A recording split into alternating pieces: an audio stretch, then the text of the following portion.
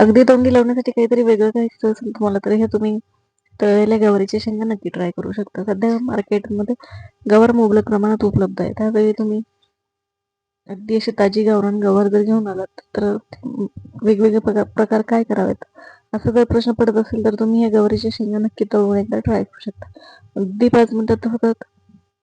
तर तुम्ही बघू शकता इथे मी या प्रकारे अगदी अशा छोट्या छोट्या कोवळ्या साईजच्या गवार घेतलेल्या आहेत आणि त्या मी अशा मोडवून घेते. दोन्ही साईडने व्यवस्थित निसून अशा मोडवून घेते आणि त्या मी आता स्वच्छ धुवून घेते, म्हणजे त्याच्यावरची धूळ वगैरे जी काही असेल ते निघून जाईल.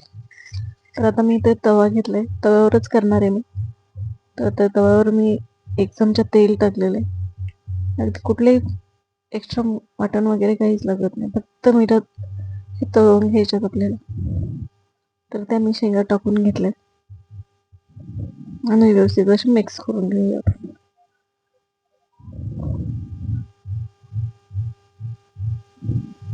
अगदी 2 ते 5 मिनिटात तयार होणारी रेसिपी.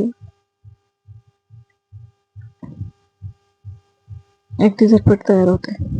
तुम्ही बघू शकता ते 2 मिनिटं असे परतून घेतले ना तेलावरती तर त्याचा लगेच रंग बदलायला लागतो.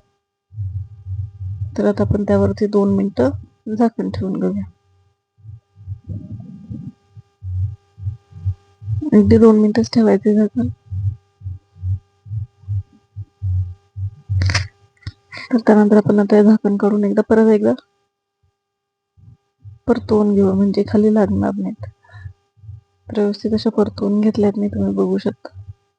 आणि परत आपण 1-2 मिनिटं त्याची एक छान वाफ काढूया.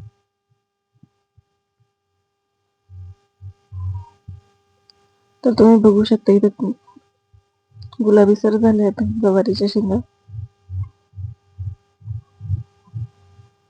आणि बरेच प्रमाणात शिजलेल्याही गेलेल्या आहेत. आपल्या पाण्याचाही वापर केलेला नाही मी जास्त. तर आता आपण त्यात मीठ टाकून घेऊया. तर मिठाला व्यवस्थित पाणी सुटतं तेवढ्या याच्यात त्या आरामशीर शिजल्या जातात.